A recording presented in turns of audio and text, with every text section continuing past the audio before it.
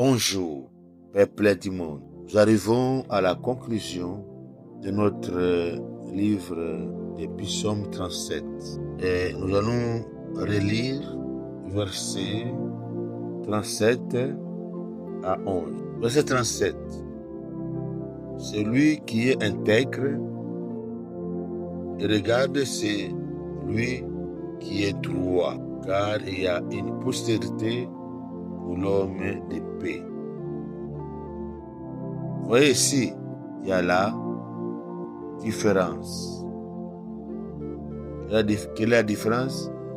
La personne qui est intègre, sa postérité sera bénie. Sa postérité ne va pas mendier. Ne va pas mendier le pain. Sa postérité ne va pas souffrir. Et sa postérité ne va pas connaître des malédictions.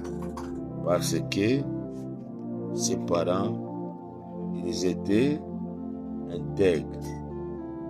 Alors, cette intégrité-là, j'ai fait que nous puissions descendre à ses enfants. Des enfants, des enfants, des enfants, jusqu'au millième génération. Vous voyez quel est le grand privilège de marcher dans l'intégrité ici-bas, de marcher dans les principes de Dieu ici-bas, de marcher dans la parole de Dieu ici-bas, de marcher dans les principes naturels, d'abord le principe de Dieu, d'être intègre à Dieu, intègre à Jésus-Christ, intègre au Saint-Esprit dans la parole, intègre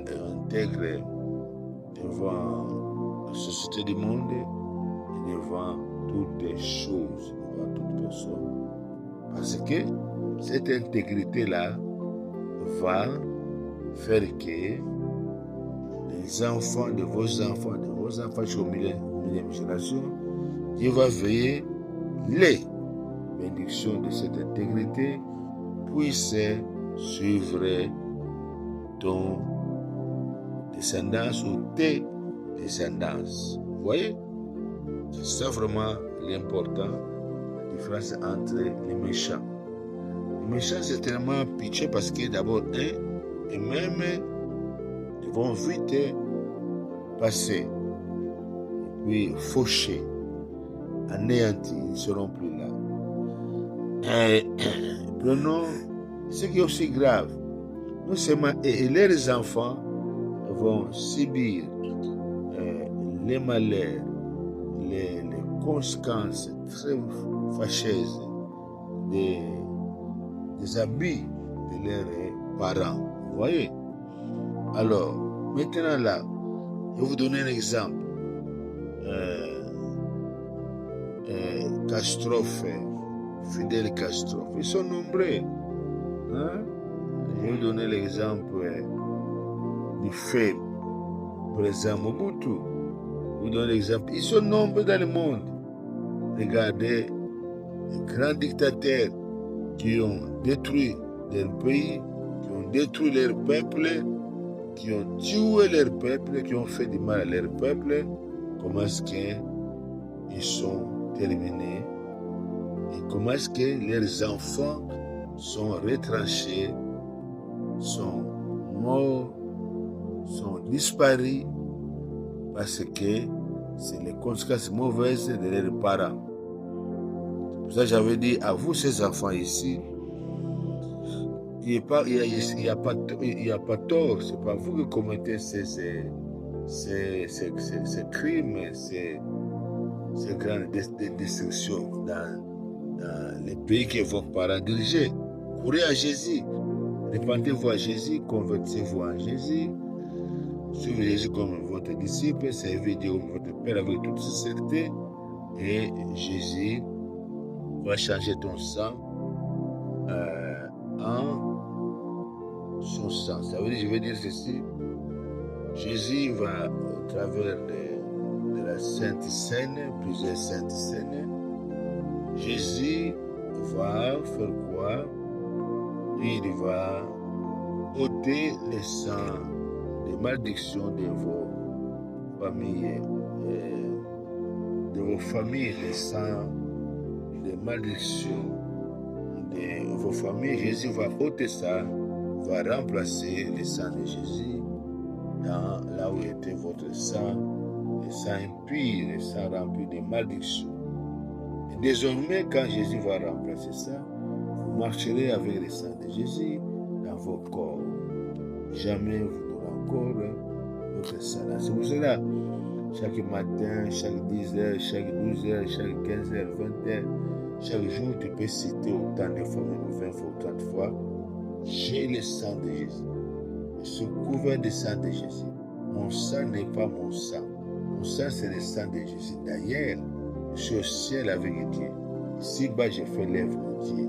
Donc, avec plusieurs saintes scènes, je suis en train de prendre, moi, les sangs de mes parents, les sangs de ma famille générationnelle, à partir de 4e ou 5e génération jusqu'aujourd'hui, je deviens une nouvelle créature. Sur 2e Corinthiens chapitre 5, verset 7, quand on dit nouvelle créature, ça veut dire nouvelle créature en tout, dans des pensées, dans la repentance, dans la conversion, la façon de parler, la façon de manger, dans la vie spirituelle, dans l'onction de Dieu, en ce qui concerne la vie sociale, l'argent. Donc, Dieu devient une nouvelle créature. Donc, toutes les mauvaises choses sont passées. Il devient une nouvelle créature. Une nouvelle créature, donc, tu n'es plus homme de ce monde. Tu es mis à côté. Tu es mis à part.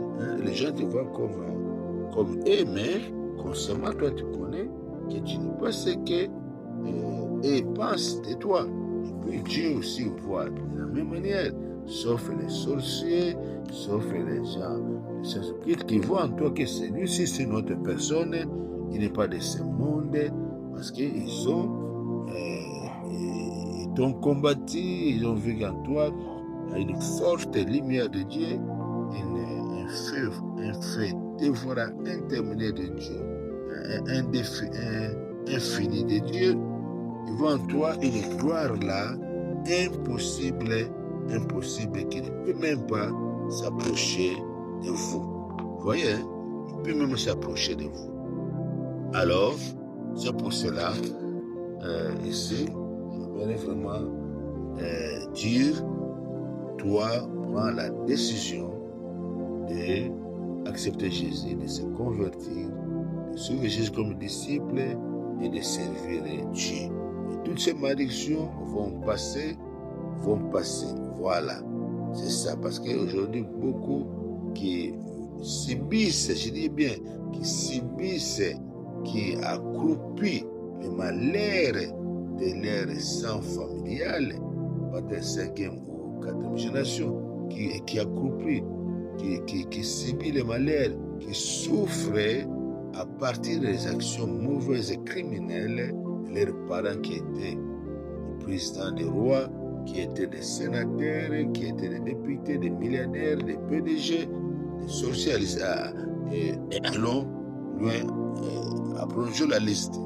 Alors toi, purifie-toi, viens au Seigneur, le Seigneur va t'accueillir, il ne va pas te demander un saut, et tu vas commencer une nouvelle créature, et tu seras béni.